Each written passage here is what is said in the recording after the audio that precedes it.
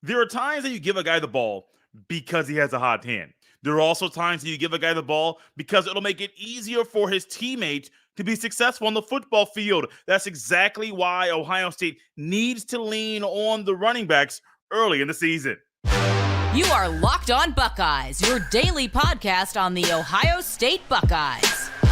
Part of the Locked On Podcast Network, your team every day.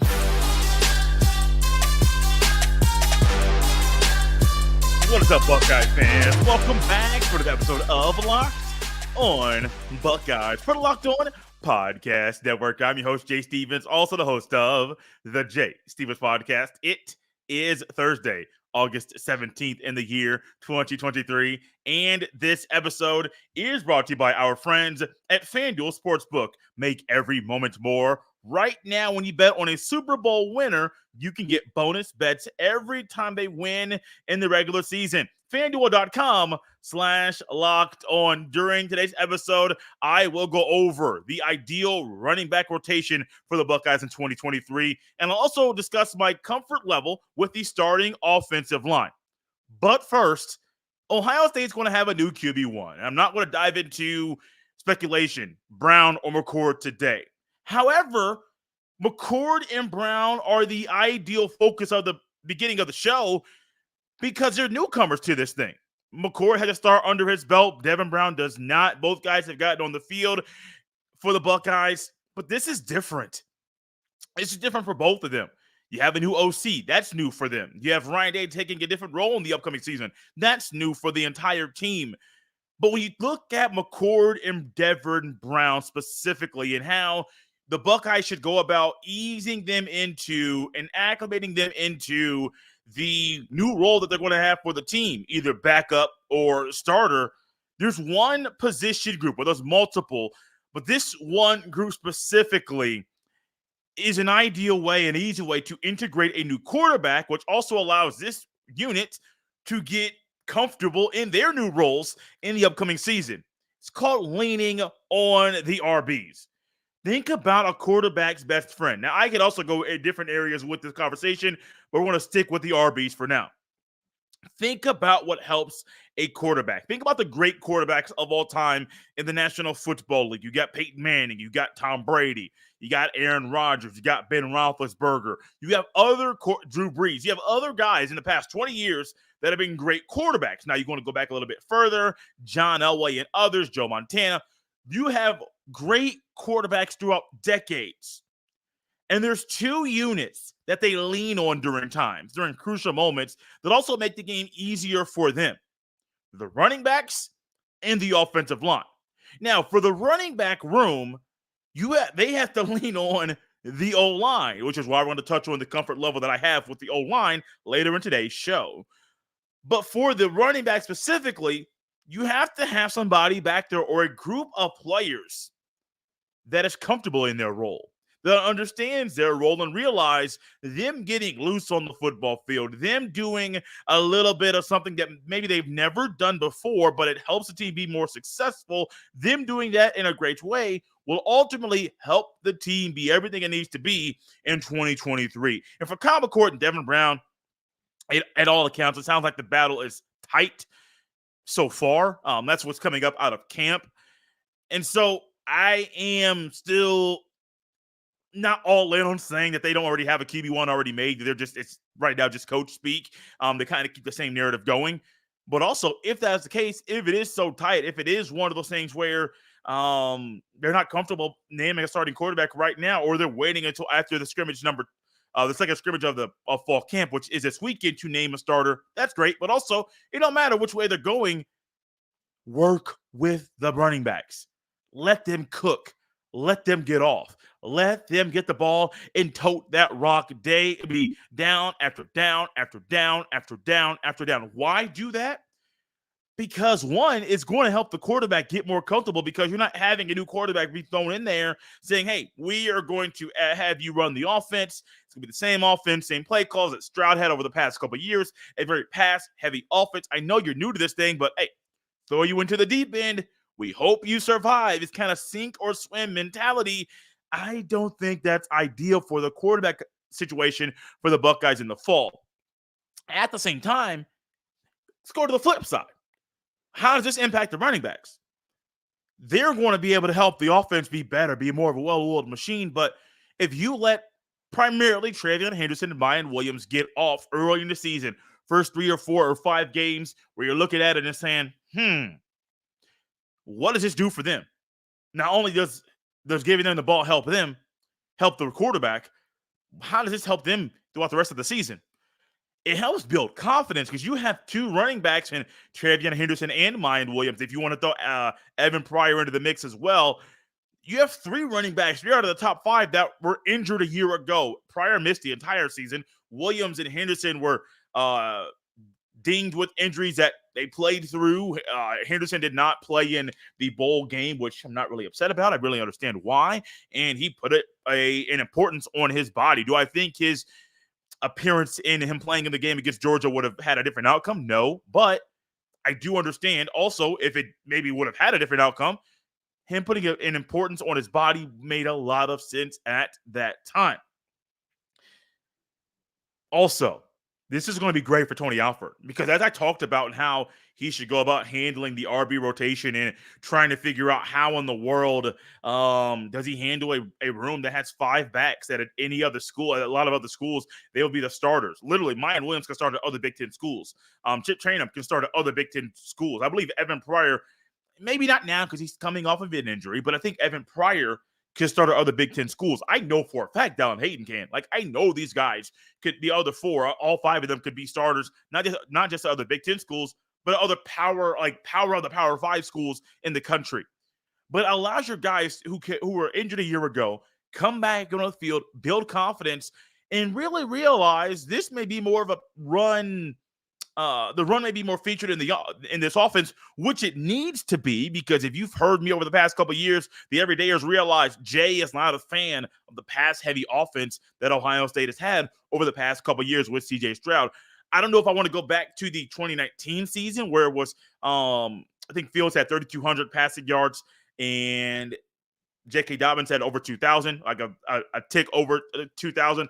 I don't know if I want to go back being the dynamic, but I am comfortable, really comfortable, saying your starting quarterback has 3,500 to 4,000 passing yards, maybe more 3,750 to 4,000. You have a back, your lead back has 1,000 rushing yards. You have a backup who, if he's not at 1,000, he's really, really, really close to it.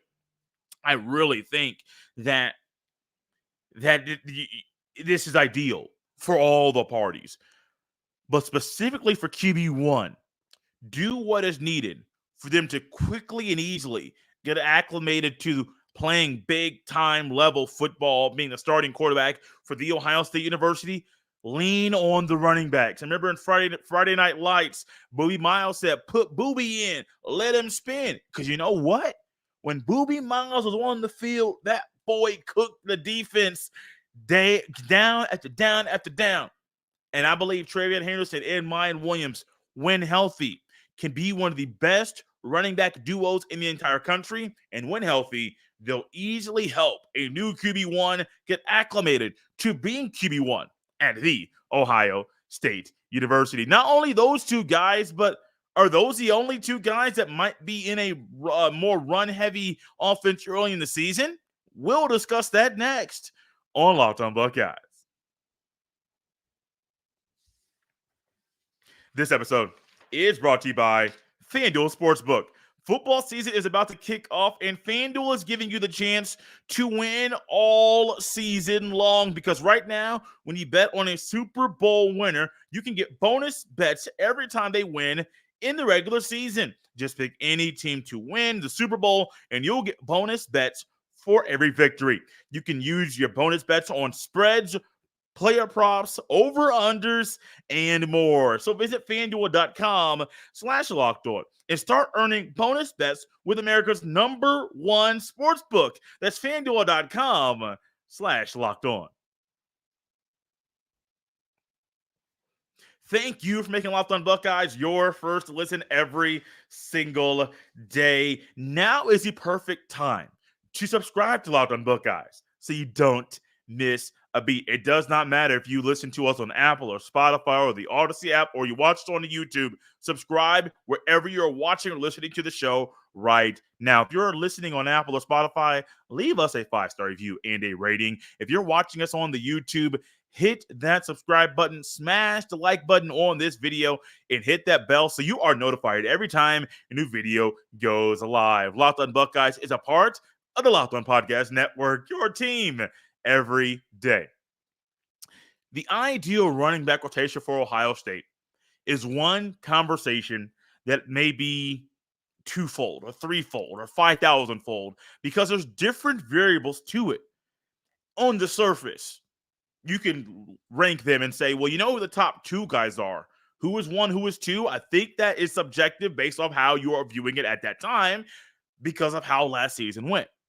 Who are the other three? I also think that is one that is not set in stone because two of the other three were not hurt a year ago, but Evan Pryor, when healthy, might be the third best back on the team. So that one is something that has a lot of variables to it as well. And so when I think about the ideal running back rotation, you kind of got to realize first, where is the team right now? What is going on with the team? What is the status of the running backs? And as from all accounts, everybody is healthy. Miyan Williams missed a practice, I believe last Friday when the media was there watching the practice. I don't know if he's been back practicing, as the media has only been allowed to attend 2 practices during fall camp. So I don't know if they have if the people that are there in Columbus have actually seen him around in the Woody with pads on. I don't know. But I know he went down. Tyleik Williams has a knee brace on. A little injury update quickly coming your way. But outside of that, I do think, and my hope is Miyan Williams is healthy. From all accounts, TreVeyon Henderson is healthy, back on track to be one of the top 2 backs and maybe be a featured back for the Buckeyes in the fall. You also have a 3-headed monster in the rest of the guys, the others, which really aren't others in most conversations, but in this one, they are. You got Chip Trayanum, running back at Arizona State, transferred to Ohio State a year ago, played linebacker, then moved back to the running back room due to injuries, and he's still playing running back this year. Yeah, Evan Pryor, who is coming off of a season where he missed the entire year due to a leg injury. And then you have Dallin Hayden, who is the one guy that might be not a wild card, not an X factor, but I think he's the one guy that can shake things up. Chip Trayanum, I have the thoughts on. We'll get to those in a second. There's going to be a lot of people that have hype with Evan Pryor. But based off the body and the makeup of Dallin Hayden, how he's looking right now, and how I think he will progress in year 2, I would not be shocked if we see mid-season that Dallin Hayden is the third back in the rotation if the Buckeyes have one in the future. But the ideal running back rotation starts with the top 2 guys, and I think it needs to stop there momentarily with TreVeyon Henderson and Miyan Williams. And I don't know who the starter is going to be the entire season, who's going to have the most starts. I understand that TreVeyon Henderson is probably going to be the week 1 starter against Indiana. I understand that Miyan Williams, not just to me, but by numerous people, was more productive in the offense last year, and the offense was better when he was the running back over TreVeyon Henderson. Both were hurt. I don't know why that was the case. I know that they both have things they can work on. I know Henderson's vision, people say, I will say as well, that needs to have some improvement. Is that something that was a problem due to his injury, or is that something that he was just working on last year and never really overcame that hurdle? We have to wait and see which one is the case. But I do think the idea of running back rotation, you have those 2 guys, and those guys, they get the bulk of the carries. Like, I'm not here to have a 3 or 4 running back rotation where you're lining up 3 or 4 guys in the backfield and saying, okay, cool, go ahead and cook, go ahead and play, go ahead and get the ball, go ahead and do this. Oh, wait, okay, it's not your turn. It's the 4th series of the game. RB4, come in. I'm not here for that. I'm not here for that at all. And honestly, I think that not only hurts the offense or the O-line, I think it hurts the player as a whole because they can't get in the rhythm, or anybody else there can't get in the rhythm. So I am very much a believer that when you find a guy, you ride with him, let him cook, and go on with that, which is why I think the top 2 guys in Henderson and Williams, if Tony Alford, and I do believe this would be the case, just stuck with those two guys, great. I don't want the 2019, like the heavy load on Dobbins and then Fields doing his thing in that way. But the one thing I did notice that in the postseason, and we noticed it the following year with Trey Sermon, when we got to those more important games, the rotation got shorter and Dobbins got more touches. Prepare your guys for later in the season when the rotation will get shorter, get tighter, and the backups will get less touches. Prepare them now. Because I do understand if you all of a sudden go from getting 8 to 10 touches to 15 to 18, that's a big jump in really important games. And the Buckeyes have really important games in every single month. Notre Dame, Wisconsin, Penn State, Michigan, some other road games that may be a little tricky. Work now to help the guys on the team so that when the crucial moments come, they're more mentally conditioned and their body is more conditioned for the grueling moments during games. Chip Trayanum is the one that I don't think is a wild card. I think there's a way to play him, and I don't think it's just playing him in the backfield. Now, this is a special skill set that I would like for him to play. I don't know if he is the ideal candidate or if he's going to play in that role. But if you have him more of maybe an offset, a heavier back, being somewhat more of a blocker and a guy who could get in space, but also occasionally put him back in the backfield, you can find a role in him with maybe more of a heavier set. He's not a true fullback body or fullback player, but if you have a guy with his quickness and speed in that offset situation, maybe more of an H-back role, that's a good way to get him on the field. Also, I'm not a fan of force-feeding guys and saying, hey, you need to get on the field because I say so, just to keep you on the team so you don't transfer. I am not a fan of that. However, I say that because Dallin Hayden could be the third guy in rotation if Tony Alford wants to use three backs that are deep in the backfield. I'm not here to say Chip Trayanum is better or that Dallin Hayden is better or that Evan Pryor is better. I am not here to say that. I saw how productive Dallin Hayden was a year ago when he was thrust into a bigger role during his freshman campaign in Columbus. I also believe, and I have seen how physically fit and how he has worked on his physique over the offseason, and he is better prepared to physically withstand the pounding that is happening in a Big Ten football game, which is why you got to find a way to get Dallin Hayden on the field early in this. Not in those games against Indiana and Western Kentucky and Youngstown State. You got to find a way to get him on the field to kind of test him to see, hey, how do you do? How's your body? How do you feel? How quick are you? How fast are you? How quick do you hit the hole? How quick do you hit that jump cut? How quick do you sidestep that guy? How do things go when your body is in a different state than it was a year ago? So the ideal RB rotation, Travion Henderson, Miyan Williams, the top two guys. Maybe have a package for Chip Trayanum, but don't force it.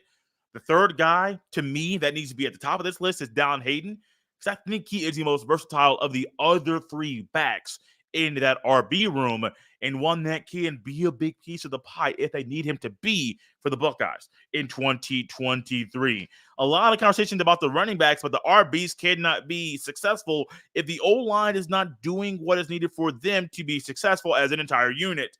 Am I comfortable with the present state of Ohio State's potential starting O-line? We go over that next on Locked On Buckeyes. This episode is brought to you by Billiards Plus. Billiards Plus has the best selection of pool tables, game tables, shuffleboard tables, and more, and the best service in Central Ohio. Billiards Plus also can set you up with a brand new top-of-the-line grill that will last for generations. We all know how hard it is with the supply chain issues this year and getting certain things shipped on time. So when it comes to ordering that one big gift for someone you love, check out Billiards Plus. They have exactly what you have been looking for. Billiards Plus carries the best pool tables from Brunswick, Allhausen, Canada, Billiards, and more. Plus, top-of-the-line grills from PK, Napoleon, Memphis, and Le Griddle. That will be the last grill you own. Seriously, these grills stand the test of time. No matter the season, Billiards Plus has you covered for all your indoor and even outdoor entertainment needs. Visit their showroom on Dublin Center Drive in Dublin. Check them out at billiards-plus.com. Billiards Plus, family owned and operated for generations.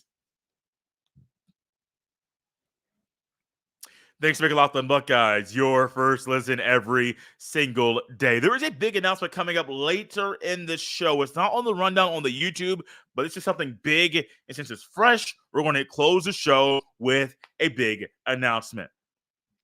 So early in the offseason, I remember going through and discussing the potential starting offensive line for Ohio State.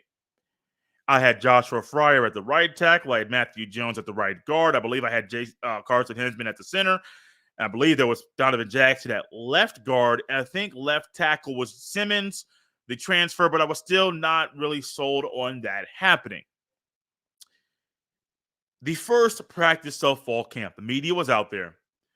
Starting O-line, which what they thought the starting O-line was going to be, was a combination of left tackle Joshua Fryer, Donovan Jackson, left guard Carson Hinsman at center, right guard Matthew Jones, and then Zen Mahalski at right tackle. And so I'm sitting here thinking, is this really going to happen? I understand you have Teka Tishabola and Luke Montgomery and others that are vying to play O-line at tackle. It's Jacob James and Vic Cutler competing to be the starting center. And I am just sitting here wondering in my head, is this going to work? Is the combination or one of these combinations going to work? And then as I heard a week ago, you have Jimmy Simmons at left tackle, Donovan Jackson left guard, Carson Hinsman at center, Matthew Jones at right guard, and then Joshua Fryer at right tackle. I was reminded of something that I think maybe a little play on Ryan Day's, a little thought Ryan Day has. When the media is not going to be there every day at practice, we could do something that might be something seen in the season during the first practice that is not something we are doing every single day during practice. Because when you say Zen Mahalski was the right tackle on day one with what was thought to be the first unit, but then all of a sudden Ryan Day gives an update on the offensive tackle position, and he says, oh, well, there's Simmons and Fryer and Shabola and Montgomery, but there's no Mahalski with the first unit. Makes me wonder if that was just a way for you to get the media talking about something that's not actually going to happen. If it is, hats off, Ryan Day. Hats off. You did it. You did it once again. But then there's a thought that maybe what we just discussed of Simmons, Jackson, Hinsman, Jones, and Fryer is the O-line. Because during a recent media availability, I believe Jeremy Birmingham of Rivals and the podcast asked Josh Fryer if he had practiced at left tackle over the past 3 days at any time. He said no. The thought was he's been at right tackle the entire time, which makes me think my initial thought of Fryer at the right side is ideal. Simmons at the left side is cool. Donovan Jackson at left guard, Hinsman at center, and right guard being Matthew Jones is where we're going to be. Here's some more context. 3 of those 5 guys, Simmons, Hinsman, and Fryer, are first-time, full-time starters for Ohio State. One of them, I do believe, in Simmons, has never played left tackle. So that's a whole new animal. And now you're working in a new starting quarterback, which is going to impact the communication that Hinsman has with the other 4 players on the offensive line. I say all that background to go into this. Am I comfortable with the starting O-line right now as it currently stands? Somewhat. I am still in a wait and see mode. I am not going to be somebody to come here on this show and say, oh, I ain't never seen it. But I'm going to tell you right now, I know enough about that player. They're going to be a dog. Based on what? Oh, one-on-one conversations. But you just said you've never seen them play. Exactly. So how do you analyze something that you've never seen? How do you analyze a player that you have never seen play? Oh, one-on-one conversations. They can talk about a good game all they want to. That does not mean that they're going to be good on the football field. I also like how Ryan Roberts of Rise and Draft Scouting went about evaluating in a NFL draft since Jordan Hancock. Guy who had injuries, had an injury season a year ago and didn't really play much. He said, hey, he doesn't need to go to the NFL. He's more of a priority watch early in the season, not somebody that I'm putting a priority on and an emphasis at the end of the season. So with the O-line specifically, you're going to hear a lot of stuff early in the season about me evaluating that unit of 5. Because as I cannot say that I'm as comfortable as I want to be in saying that they're going to be potential Joe Moore Award winners, as a old lineman at Ohio State said during a recent presser, that not they're going to win it, but that they could potentially be in the conversation throughout the season. Okay, great. All I can say is I'm in a wait and see mode. But I'm comfortable with Simmons at left tackle. I'm comfortable with Fryer at right tackle. I'm comfortable with Hensman at center. Jackson and Jones, left guard, right guard, respectively, comfortable there. They're not going to move. So I'm comfortable in a sense of they're in the right positions.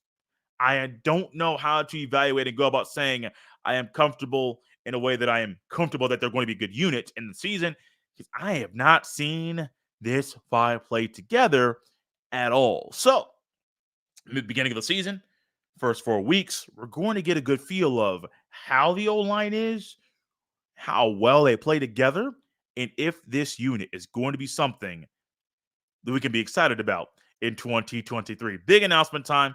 Forgot to put it in the rundown on the show, but I have recently accepted and started a position as being a sports content specialist for the Kokomo Post. Recently got married, moved to Kokomo, Indiana in June 28th of this year, a few days before my wife and I got married. And I've been talking to the Kokomo Post for a while, and football season is here, high school football season is here. There is a position available for me to join the team in a sports-centered role. It's what I love. It's what I'm here to do, talk sports with you, and I get to do it with the great people in Kokomo, Indiana, and Howard County. So I've been working and wishing and dreaming about doing something covering high school sports and being able to interview an athletic director at Indiana University, Kokomo as well.